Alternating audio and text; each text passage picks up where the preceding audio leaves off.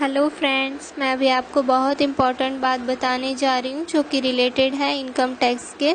अभी 2017-18 के नए रूल्स आए हैं इनकम टैक्स के, सो प्लीज़ आप इसे जाने, नहीं तो आप फंसेंगे। अगर आप इनकम टैक्स रिटर्न फाइल करने में देरी करते हो तो आपको पेनल्टी लगेगी। यह नियम 2017-18 के इनकम टैक्स रिटर्न फाइलिंग पर लागू होगा। इसके तहत देरी पर 5,000 रुपये से 10,000 रुपये तक की पेनल्टी देनी पड़ सकती है। हालांकि सालाना 5 लाख रुपए तक की इनकम वालों के लिए यह पेनल्टी 1,000 से अधिक नहीं होगी। अगर आपके बैंक खाते में एक साल में 10 लाख रुपए से ज़्यादा कैश जमा होता है तो बैंक इसकी जानकारी इनकम टैक्स डिपार्टमेंट को देगा।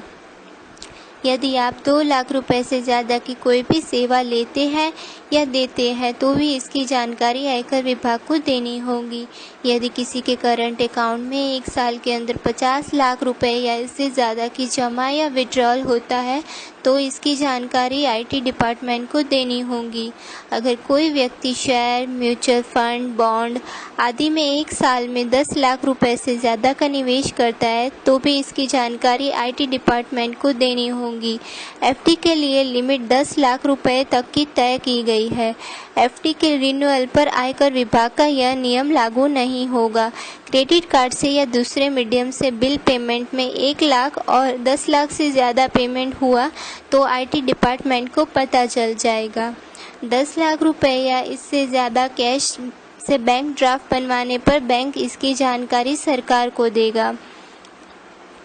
30 लाख रुपए से ज़्यादा की इमूवेबल प्रॉपर्टी खरीदते हैं या तो बेचते हैं तो इसकी जानकारी रजिस्ट्रार ऑफिसर के साथ साथ आपको इनकम टैक्स डिपार्टमेंट को भी देनी होगी। अगर कोई प्रॉपर्टी पर लॉन्ग टर्म कैपिटल गेन लेना चाहता है तो वो 2 साल के बाद प्रॉपर्टी बेच सकता है। पहले इसके लिए उसे 3 साल तक प्रॉपर्टी को होल्ड रखना पड़ता था। इससे रियल इस्टेट सेक्टर को भी फ़ायदा होगा।